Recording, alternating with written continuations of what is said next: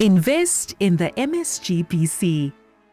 The MSGBC region's energy sector is undergoing historic transformation in 2025 as landmark offshore oil and gas projects come online while renewable power and regional connectivity advance. The Greater Tortue Ahmeyim LNG project, jointly developed by Senegal and Mauritania, delivered first gas in early 2025 and exported its first LNG cargo a few months later, marking the region's entry into the global LNG market. Meanwhile, Senegal's Sangoma oil field, producing 100,000 barrels per day since 2024, has established the country as a significant oil producer. Future developments, including Mauritania's Bir Allah field and Senegal's Yakaar-Teranga gas-to-power project, underscore the region's growing role in global and domestic energy supply. What's more, Senegal's SAR 2.0 refinery expansion and regional LPG storage surveys highlight downstream progress. Complementing hydrocarbons, renewable initiatives such as the Tiabe Ndiaye wind farm, the Sambagaloo hydro project, and new solar and mini-grid investments are reshaping the energy mix. These efforts are driving growth, boosting energy access, and positioning the MSGBC region as a rising energy hub. Africa is a continent rich in energy resources and full of ambition, but the challenge is immense. Bringing electricity to millions, while accelerating the transition to clean and reliable energy. Across Africa, energy holds the power to transform lives.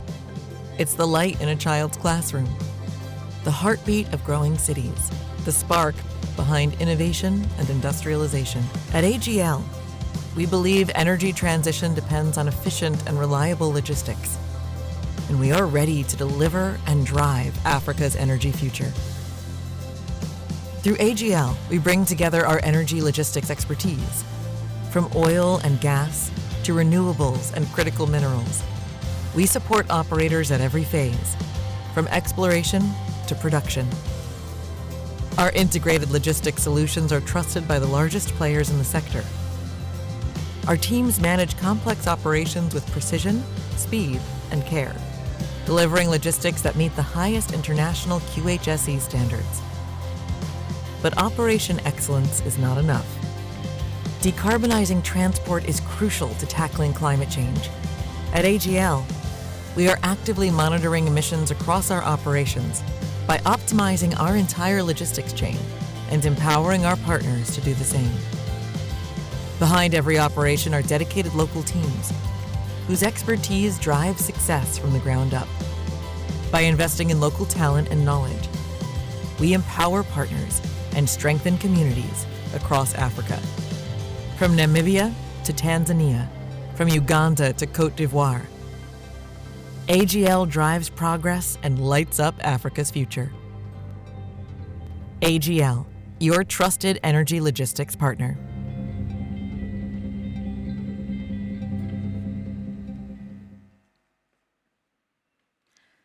This session, the MSGBC Roundtable, is sponsored by Technip Energies. The MSGBC region holds significant potential as leading West African energy hub. Unlocking that potential will require large investments in critical infrastructure, transportation, power generation, and storage to enhance regional integration and develop the region's oil, gas, and renewable resources. To frame and lead this conversation, please, ladies and gentlemen, help me welcome the moderator, partner, audit and assurance for Forvis Mazars, Ibra Ndiaye.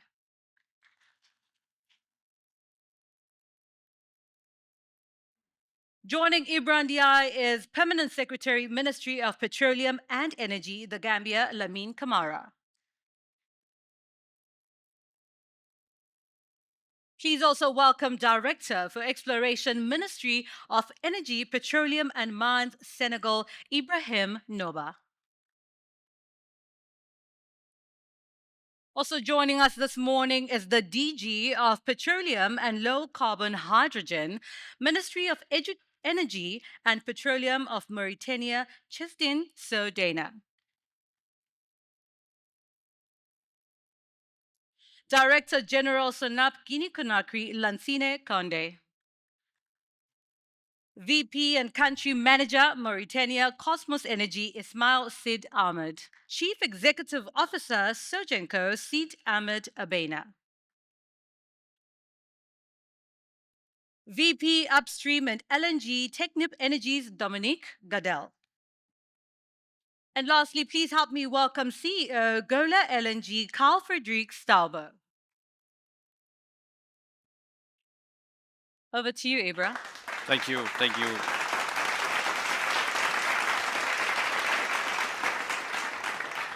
So, ladies and gentlemen, thank you for being here for this insightful panel session discussing about investment opportunities in the MSGBC region. I would first ask you to congratulate our dearest friend from Guinea-Conakry. Today is the Independence Day of Guinea-Conakry, 67 years of independence. So please give a huge round of applause to Guinea-Conakry.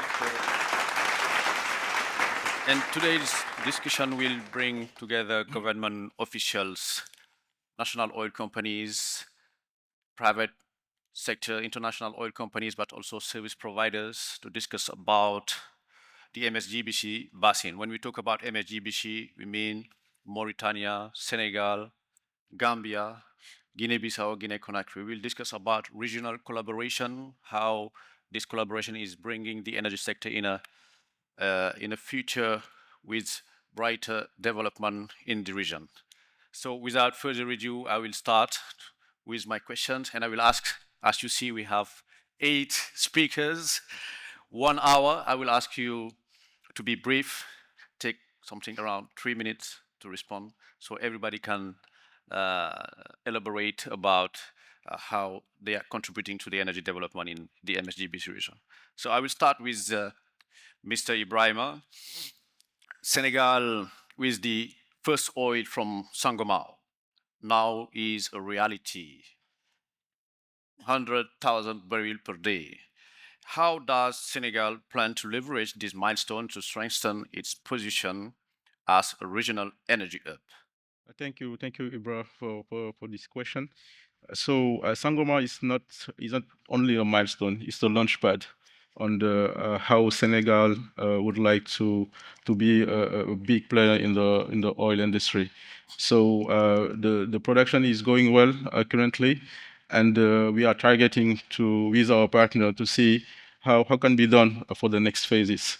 So the objective is to first to maintain the plateau of the 100,000 barrels per day that we have currently, and if possible, and depending on the reservoir behavior, to see what can be done on the future phases. So the aim is here to raise the production over the 100,000 barrels per day, and to see also how can be done in terms of gas opportunity that we have in Sangomar field, in order to feed the country with the associated gas, and fuel also the feed, in order to feed the power plant that we have currently in the country, in order to reinforce the gas to power strategy that is starting few months ago.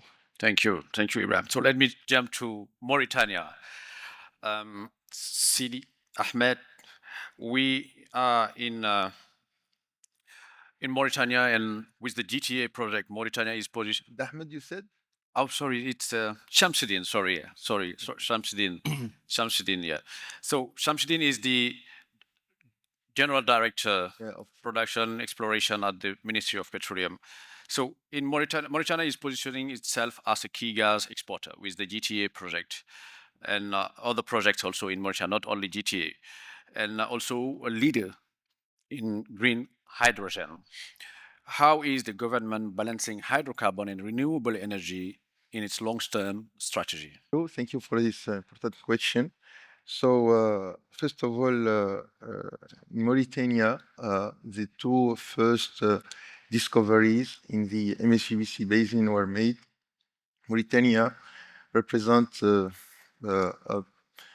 20% of the whole surface of this basin. And the exploration began early 60s in this basin.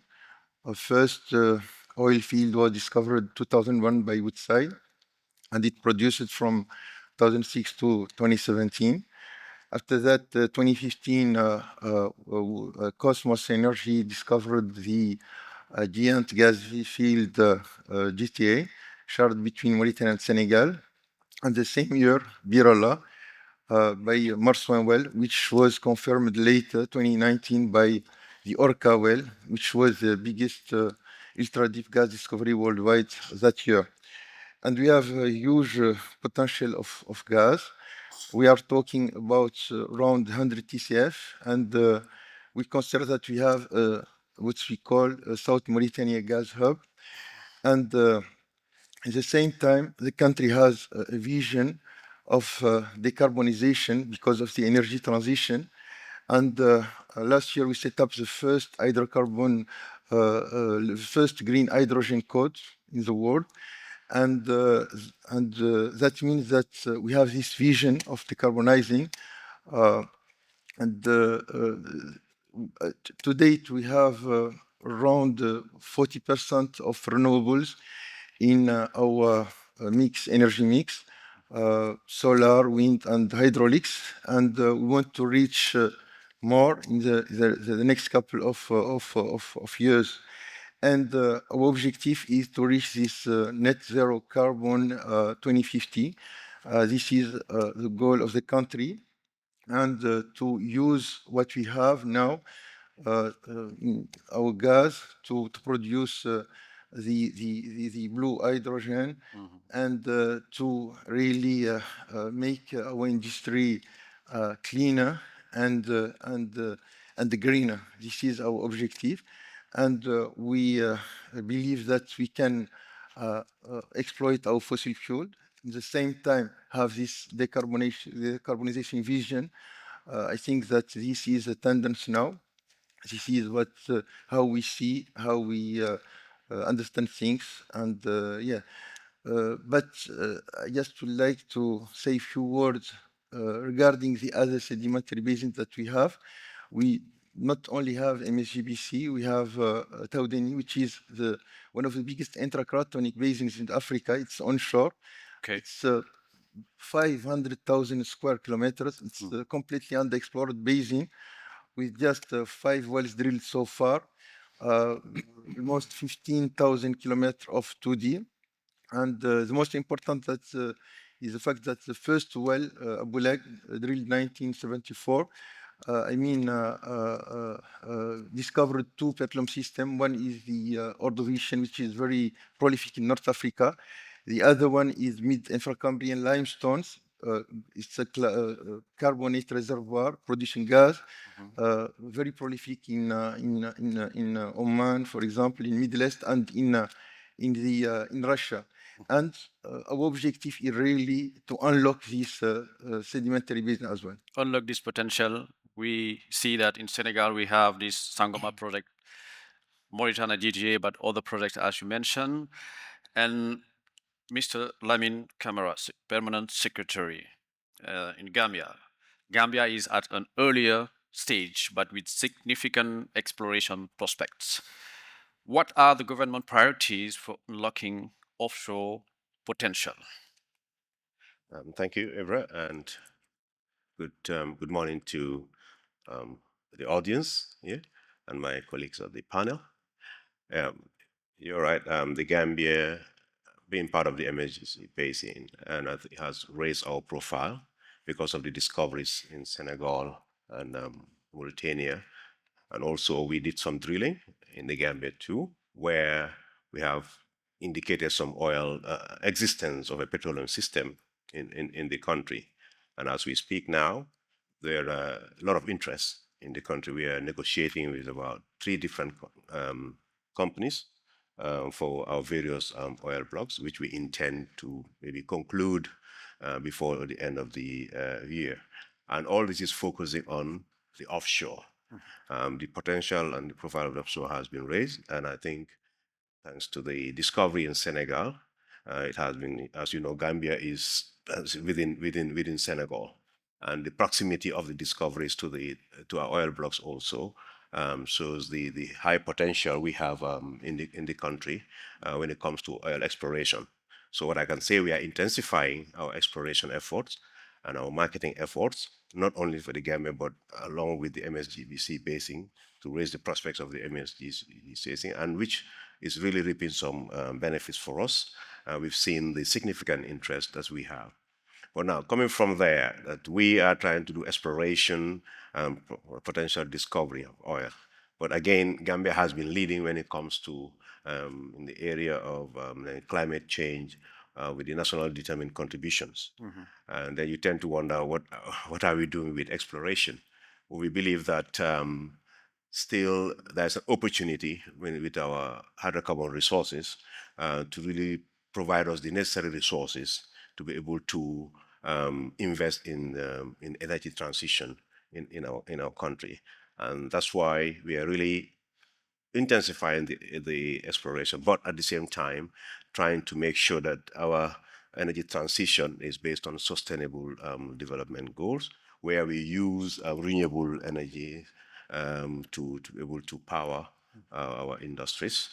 And also, we are also leveraging on South-South cooperation partnership with our neighbors, where we also leverage on their resources that are already been there, like the drillings we did before. We have to leverage on the infrastructure in Senegal to be able to really make it easy for the company that was doing the drilling in the Gambia. In a similar way, also, we've made mission to Senegal and Mauritania. We are really collaborating to not reinvent the wheel, but to at least leverage on the opportunities and the advantages that are already at hand. Yeah. So the South-South cooperation, I think, is very important within the MSGBC region. Together, we were able to make the most benefit of our resources. Regional collaboration, very huge potential in terms of exploration prospects, and also focus on renewable energies. Yeah. So let me turn to Guinea-Conakry, Lansine Condé, Director General SONAP. What does SONAP envision for Guinea in MSGBC Basin, given its growth focusing on hydrocarbon? We've seen huge projects. We heard about Simandu project, other industrial projects. What SONAP envision for MSGBC? Thank you very much, and thank you for the recognition of the Independence Day today for Guinean people. And this is 67 years the country is independent. So it means the heritage age is there, and there is more maturity talking about activities, business, and other things. Thank you for that. In the MSGBC Basin, Guinea is the smiling reserve. Smiling reserve, but because it has the same geology like the other countries. Senegal, Mauritania, Côte d'Ivoire, Ivory Coast, and Sierra Leone, Nigeria. It's the same geology formed during the Jurassic as known. But why I'm talking about smiling one? There is contract everywhere in the MSA Basin, but not in Guinea. Meaning that our blocks are free of contract. This is the first reason why I'm saying reserve. Then also, because people are all, investors are already in the sub-region, investing everywhere, knowing that there is something like 80 kilometer squares, 1,000 kilometer squares in reserve in the other area. And when I'm demobilizing here from the explorations, instead to take the equipment going away, I can just step one step in Guinea and that will be the next opportunity. Well, what I have seen over there is entering in the exploitations, because the equipment are not the same. So the cost for the guys already in the region to come then is less than when they are arriving first. That's the second reason I'm saying that. It's the smelling cost and reserves. And also, we have been, working hard to make fiscal and regulatory frame align to the others, and that to make sure that they won't lose any advantage by stepping in Guinea. And you have been talking about the Simandou project. The Simandou project is 20 billion of initial investment. 20 billion. 20 billion of US dollar initial investment. But if you invest 20 billion, you are expecting more. And at least 20% of that amount will be expended on fueling the process, energy. So if somebody invests in Guinea and find hydrocarbon resources in Guinea, there is a local market able to absorb. So no need to go far away to sell what you have found. So that all the reason I'm saying that. Wonderful. The Guinea actually is ready. You have heard the notation, the sovereign notation we just received last week, to be plus stable. Yeah. So politically, there is nothing to talk about Guinea, and economically, there is a good momentum to come then, especially when you are already in the region, then you can leverage and have some cost saving. Thank you very much. Thank you for this insightful information, huge opportunities with the Simandou project and future perspective. Let me turn now to the VP and country manager, Kosmos Energy, Ismail Sid Ahmed. Kosmos has been instrumental in developing GTA. So what are your current priorities in Mauritania, but also in the wider region within the MSGBC Basin? So thank you very much, Ibra. When we talk about GTA, it's always good to come back a little bit to understand from where we are coming and where we are today. So when Kosmos Energy arrived in the basin in 2012, it took only 3 years to make the first discoveries, which is GTA, but also another 2 discoveries, one in Senegal and another in Mauritania. So it's around 80 TCF. This work has done since the beginning, just within 3 years. 3 years later, it was FID, despite the geography, with all the parallel work done with the technical work. And right now, it's a reality today. We exported already 11 cargo, and we are about to export another from condensate one of these days. All this is a big victory for the region and a big victory for the sector, and show the engagement of the company in MSGBC. So to answer short your question, I believe the future will be the same engagement for the company with the same energy. And I believe it's right now the time to optimize what we have done before, to make it impactful and to scale it up in 3 words. Thank you, Ismail. Sidi Ahmed, again, it was Ismail Sid Ahmed, but Sidi Ahmed Abeid now, right? CEO Sogeco, member of AGL Group. Sogeco has been a critical player supporting government, supporting the service providers. How do you see the role of logistics and services evolving in the production ramps up in the region? Thank you, Ibra. Logistics, it's key in our industry or our business. To promote this major project, we need a very robust companies and also expertise to follow the development in the region. We can talk about the success story in Mauritania with GTA, the common projects between Mauritania and Senegal. how we were successful, like cross-border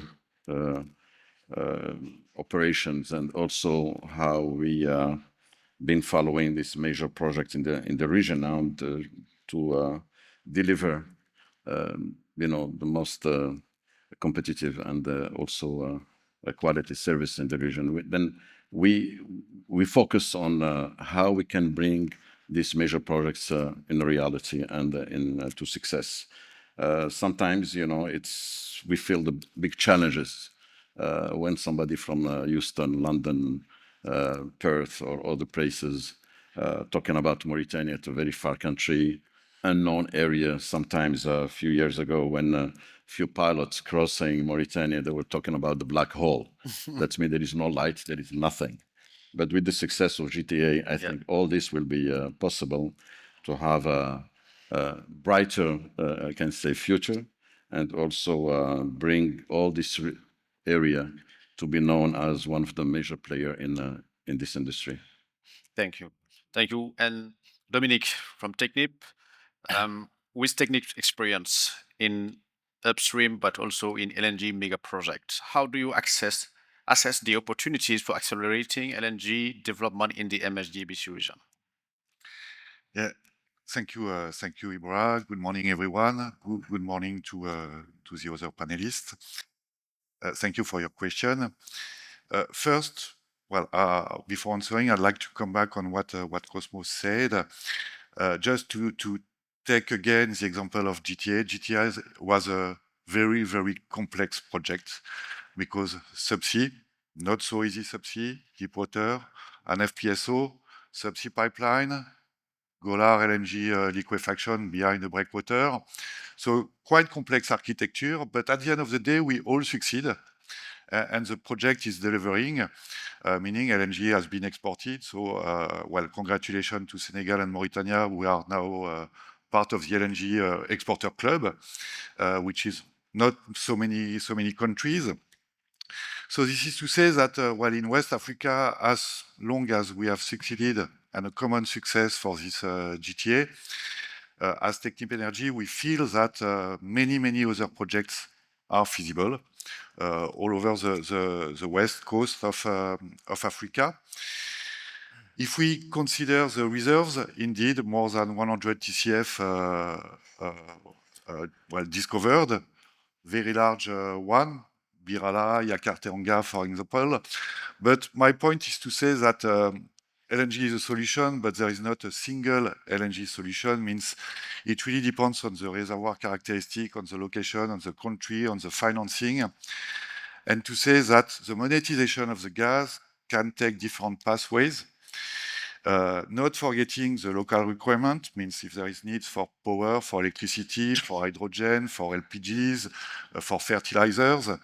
And it means that we at Technip Energy, we really like to engage as soon as possible with the different stakeholders to be sure that the proper development scheme is set, and then we can launch the machine, meaning taking credit of our engineering expertise, project delivery, but also local presence. Because just to recall everyone, while part of GTA, we have created more than 3,000 jobs in the region. We have engaged with 300 companies. So as soon as we have set everything from the early stage, we can launch, let's say, the development, including the LNG, but maybe not only the LNG. And then we go to success. So at Technip Energies, or for Technip Energies, we are very, very, let's say, confident in the fact that there might be several projects developed all along the western coast, offshore, onshore, small size, mid-size, large size, modular, stick-built. There is not the one winning solution, but there are several different solutions fitted for each and every case.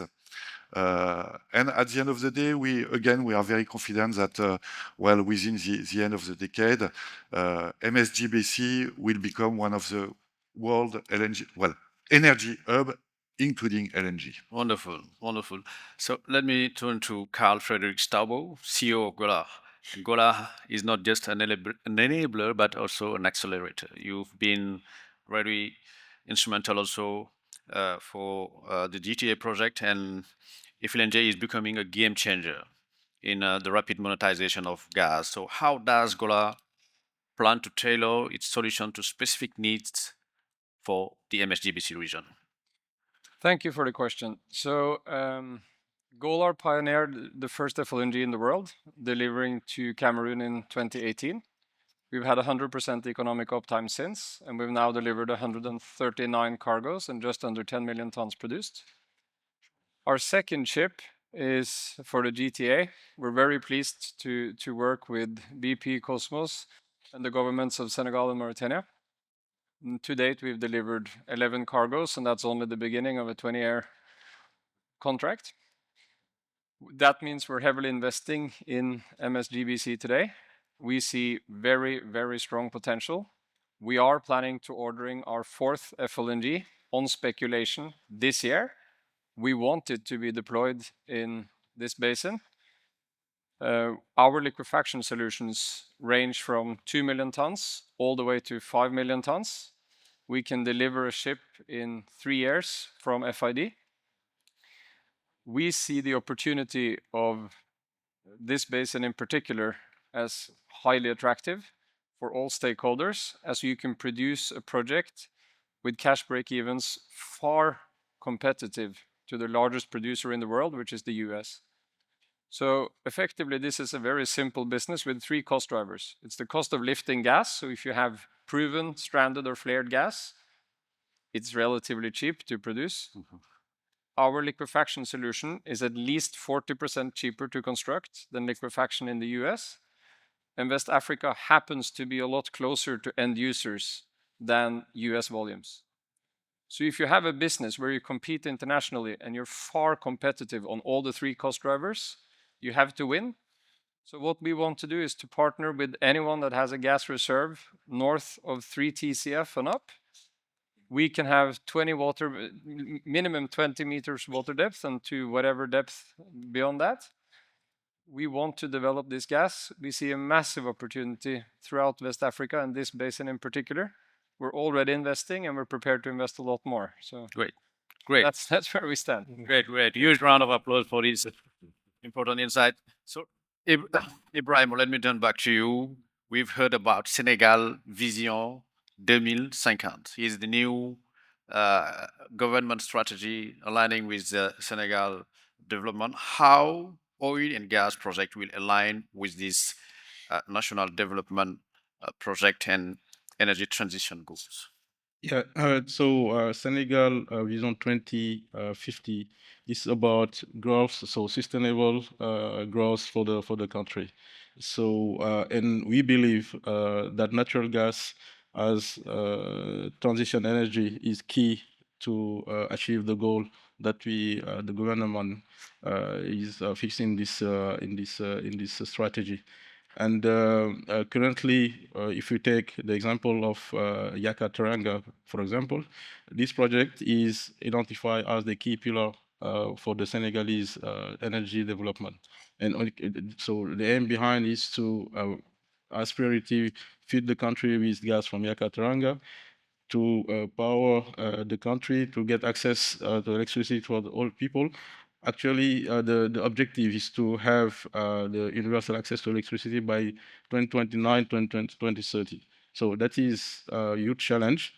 And we are really counting on the gas development to achieve this goal. Wonderful. And I will ask you to be brief. We are tight in terms of timing, just 1 minute, so we can come back for a general question. I want people heard about it. So Shamsuddin, we've heard about Senegal, Mauritania, MSGBC. Regarding regional collaboration, what steps are being taken to maximize regional collaboration? Between Senegal and Mauritania, we see the GTA project, but also within the MSGBC region in order to share resources, but also infrastructure. Yeah, important question. I think that MSGBC is a family, it's gathering 5 countries. Unfortunately, 3 countries have not discovered oil and gas yet, but we think that we believe in South-South partnership. And as you know, in this region, we have many other forums like OMVS, where we are partner. And UTA is a perfect example of an alignment between 2 countries, Mauritania and Senegal, that have many common points, geography, history, people, etc. And basing on that experience, I think that we can share knowledge, we can share experience with the other countries, we can share data, we can carry out common joint studies, etc. I mean, too many things to do.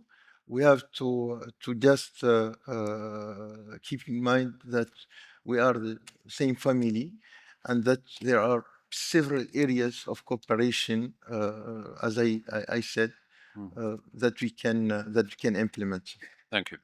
And I mean, bringing back to Gambia, what changes or incentives in the regulatory and investment environment are you introducing in order to attract investment and unlock the potential of Gambia? Yeah, thank you.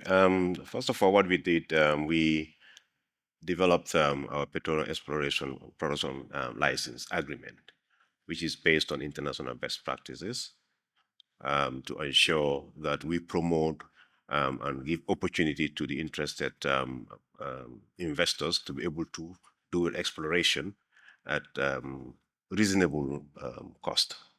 Because we are of interest, our common interest is discovery, and I think that will benefit us and our potential investors. So what we also did is that we worked together with key stakeholders, like the necessary approvals they may require to be able to do their activities. For example, the National Environment Agency, the Revenue Authority. We work together with them, look at some of the taxes maybe that are hindering their activity. We see how we work together to really minimize them, and also to expedite the process of environmental clearances, so that their work would be done in a seamless manner. And we've not only that, we've even gone beyond how we collaborate with Senegal when it comes to easing the work, let's say the drilling activity, and also the acquisition of data within our oil blocks. So we don't even stop just in Gambia. We are extending to Senegal to work together and ensure we make it very easy for our potential investors. But I think one of the key opportunities there, as we have these gas discoveries in Senegal, we develop our energy master plan. And in that, we know that gas has been central when it comes to energy transition. So we believe that working together through bilateral cooperation and regional with Senegal and Mauritania is an opportunity. And I think we already started those discussions. Where how we can share infrastructure to achieve our objectives. So these are all potential strategies. Gas master plan, to make sure we achieve those. And this has been extended to the regional level under the OMVG platform, and also the Africa Gas Pipeline project, which we are all participating. So, thank you. Thank you. Thank you, Lamin. And lastly, in a few words, could you share with us what are the SONAP's 5 years priorities in terms of production, partnership, but also in investment? So investors here can hear about the future perspective on Guinea-Conakry. Thank you very much. And the most important goals, priority we have now is to increase the number of data we have on the country's potential. And seconded by the contract, the first contract we may be signing with people that are interested to be in Guinea, as I was saying, the smiling reserve waiting for someone to be there. And for that purpose, as you know, the regulatory frame are stable and is according all the security investors are looking for. And also the fiscal scheme is adjusted, and like all the equipment are free of taxes during the exploration phases. It's the same for the entrance. That narrowing the cost, but it's already known. And we are right now working on if the first contractor's bonus, we will be tailoring a kind of advantage that can be granted to the first contractor who will be interested to get in the Guinean basin. Thank you, thank you. And Ismail, from an investor's perspective, what makes the MSGBC a unique and competitive frontier compared to other global basins? Thank you. So I believe we can put there couple of elements in that matrix. So first of all, there is a regime stability, which is confirmed in all these zones. And there is a confirmed presence of hydrocarbon, both oil and gas. And there is a project developed. And I believe there is a additional point that have to be done, especially in terms of fiscality, in terms of rapidity, I will say, because in the world of today, move fast, win bigger is there, and the competition is hard coming from everywhere. So, but I believe if I have just to count a couple of points, I will just add these 3 points. And Sid Ahmed, from Sureco perspective, what are the biggest challenges as a local company when working with IOCs, and how partnership can strengthen the sector, and also other companies that would invest in the MSGBC basins? Yeah, we following this big development, our companies and the way we structures, how we can improve our services and also the impact on the industry. The most important things that there is a real success in the region. There is a big potential, as our friend already pointed out. And today it's trying to develop the infrastructure in the country because there is tremendous added value for us, but also for many other companies as the mining industry and the petrochem and the agriculture sector, and also the local content to help our population to grow and to develop themselves and to share the wealth. We were lucky that I heard in all the panels there is some new principles, moving from a partnership, prosperity, and also delivering ended service and also wealth to our populations. That's it's tremendous. It's big, and I pointed out with other colleagues that Africa, for the next 30 years, it will be the diamond shining for the world. That means you have to be there, you have to invest, and we're here to help our friends and partners in whatever they do. Great. Thank you. Okay, thank you. Dominique, and regarding Technips, how is Technip supporting the region ambition to develop low carbon energy solution alongside oil and gas? Thank you, Ibra. Well, low carbon energy solutions is a very, very wide subject, and I have only 1 minute, so I'll try to be very, very efficient. On Technip Energies, how and where we see we can support the MSGBC ambitions alongside oil and gas development. First is green hydrogen, because all the, let's say, basics are present on the West Africa, meaning we got some wind, we got some solar, we got some large space. So we see that there is a real fit for green hydrogen, but more than green hydrogen, it's power-to-X technologies, meaning using electricity, green electricity to produce hydrogen, but also potentially ammonia and synthetic fuels. The other way where we see we can bring something is carbon capture, utilization, and sequestration, either for new projects, because there will be new projects in the MSGBC, but needs to be decarbonized or low carbon projects. Sorry. But also with the possibility of decarbonizing the existing assets. Third point or third element, refinery modernization, as we are currently doing or as we have been doing in the SAR refinery in Dakar, and going also to circular economy. Where we can also support is local content and capacity building, of course, providing support to upskill local workforce. And last but not least is a strategic partnership and strong involvement of Technip Energies within the region. And here I'll just give or share the information is that we have decided to be to prove that we have decided to be gold sponsor at the MSGBC conference in December, where I hope I will see all of you there.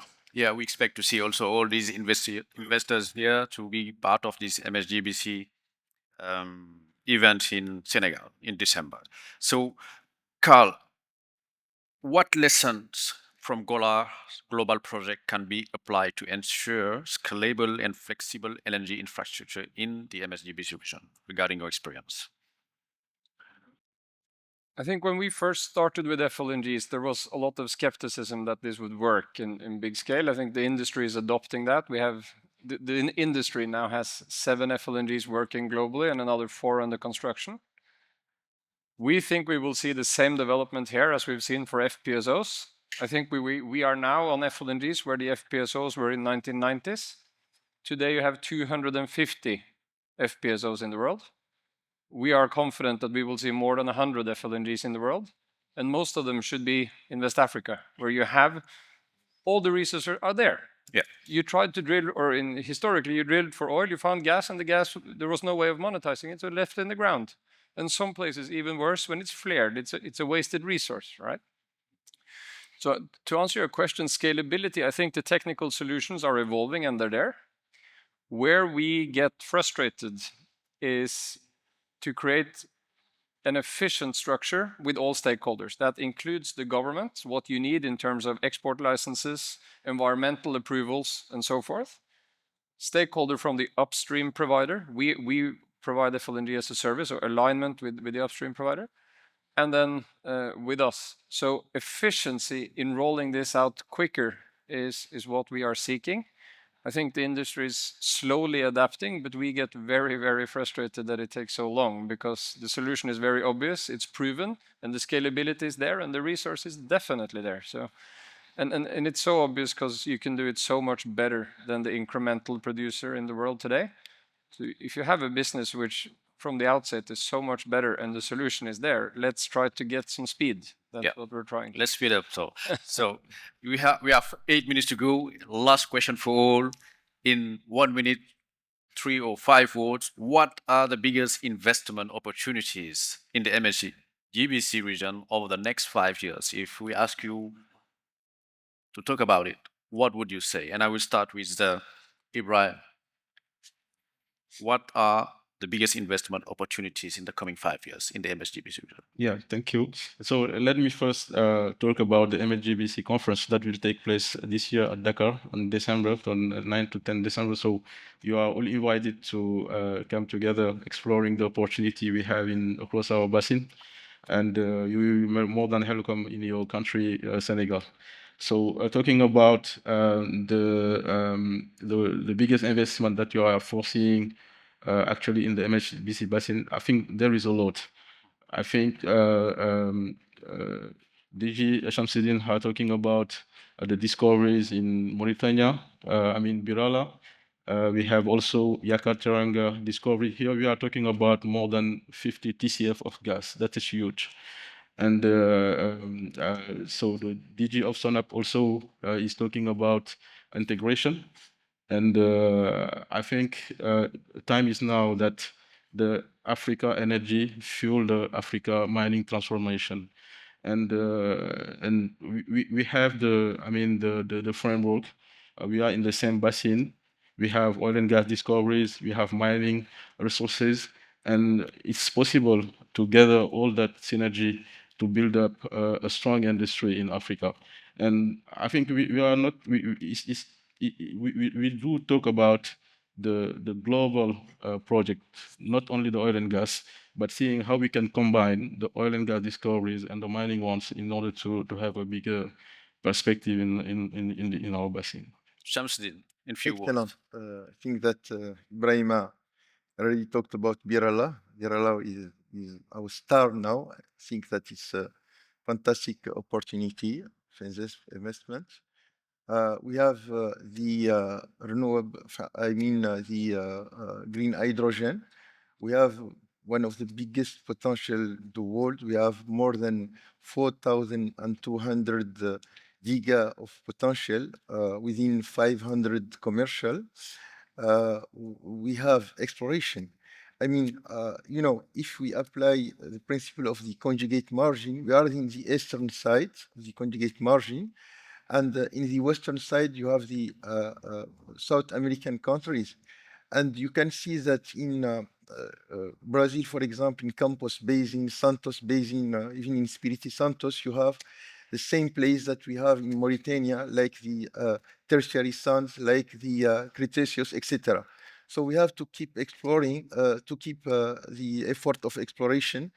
And I think that it's a really big opportunity. And we have to apply what we call drill, baby, drill. Yeah, let's deliver. So, I mean, in Gambia, 5 years perspective in terms of investment. Yeah, I think in Gambia now we've intensified our efforts. As he indicated, we are exploration in hydrocarbons, but in critical minerals also. And we're more interested in leveraging technology. There are new technologies that will help when it comes to reconnaissance and data for this, both for critical minerals and hydrocarbons. We don't see the need now where we should have separate exploration efforts. So with the licenses we are issuing, especially in the mining sector, we indicate if there is discovery of hydrocarbons, we can work with the licensee to see how that is exploited. But what I want to say is that the other opportunity we have as investors is that the energy transition is a big opportunity for investors in our region, because we are very low when it comes to access to energy, and we are really intensifying our efforts. Last week, I was in New York. We signed the compacts there, where in the Gambia we want to have 100% access to energy by end of 2026. And that is a global objective for 2030.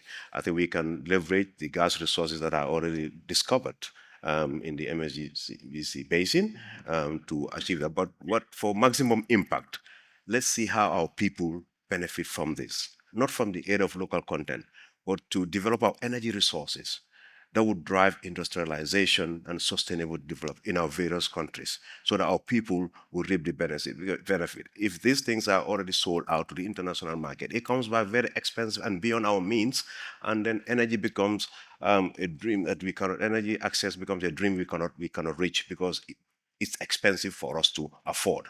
So I think it's important that we look in that perspective. We look at the refinery in Nigeria now, where there's oil resources in Nigeria, but the refinery has to be importing crude oil when Nigeria has abundance of crude oil. So how do we design our market to suit our local needs? Regional collaboration, I think, yeah, infrastructure. Well, I think, yeah, and we've all got all these platforms. We've got all the partnership through AU, ECOWAS, and other platforms. So I think we just need to leverage on that. We need to take advantage of that. Yeah, Lancine. The answer is out of the box, and there is two things I can highlight. The first one is in Guinea. In the next 5 years, at least 4 refineries will be getting out for the bauxite and the acieri for the iron, steel. It means that these industries has to be energized. Invest in the energy now to be able to energize this project will be the huge opportunity people can be taking in Guinea. This is the first. The second one, a wrong step we are taking all now, in the sub-region, in the MSA Basin, is that we are tired to be waiting for people to help us to bring data on the market. And each of us are buying equipment that will be used for let's say, less than 10% of its potential. This is the time for the basin countries to be heading together, to be pulling together all the equipment and creating an organization that can manage this equipment for us and invest more for equipment that can be used for the country. Great. And this is another opportunity. Thank you, Lars. Thank you very much. Ismail, from an investor perspective, position. Yes, it will be really magic to have that glasses to look 5 years ahead in our industry. It's very volatile and very dynamic. But if I have to say something on this, there will be some good investment in the 5 coming years in this, I would say around 80 TCF discovered cross-border between Mauritania and Senegal. That is one. And hopefully to see some impact on the other economy, like gas to steel, because there is a huge opportunity in Mauritania that I know about it. That also will be a good field there, where I believe will be some good investment in the region. Gas to steel. Gas to steel, Great. exactly. Sidi Ahmed. Thank you. First of all, it's very important in our region to invest in human resources. Big projects, we need people. We need people to help to manage this big investment around us. There is a big opportunity, like for gas to power, for instance. We will produce gas. We import fuel sometimes, or in other places they import other kind of product to fire their power plants. Gas to power, it's a big opportunity. Petrochem also. There is a great opportunity for ammonia in Mauritania to produce fertilizers and other things. We have a big belt, the Senegalese river. Yeah. It can be a very great opportunity for fertilizer. Exactly, yeah, a great opportunity for agriculture and so on, and other products in the region. There is a big mining potential in all our countries. In the Taoudeni Basin, I can say it's crazy. It's one of, I think, the biggest, reserve of many different types of minerals and hydrocarbon. Thank you. Dominique, a few words on investment opportunities? Well, for Technip Energy, so I will answer as an EPC contractor. First, I'd like to clarify that we like equally the 5 countries of the MSG Basin. Now, in view of the current development and what's coming on Technip Energies, well, the largest opportunities that we see and that we intend to follow is not only 1, is 2, in fact, is really Yakar-Teranga, because we feel that it's going to be a very large development for Senegal itself, but also for export of LNG, so it's around LNG, as well as Birala in Mauritania. So this is our main focus at the moment and the major opportunities that we see. Yeah. Carl, the last word regarding the 5 big investment opportunities in the MSGBC. Roll out FLNGs on this existing, like expand GTA, Birala, Yakar-Teranga, maintain a vessel in Cameroon. I think the next 5 years we want to order at least another 3 FLNGs minimum. Thank you. That's our ambition. So thank you very much, ladies and gentlemen. We've heard about huge opportunities in the MSGBC region. We are out of time. So please give a huge round of applause to my distinguished speakers.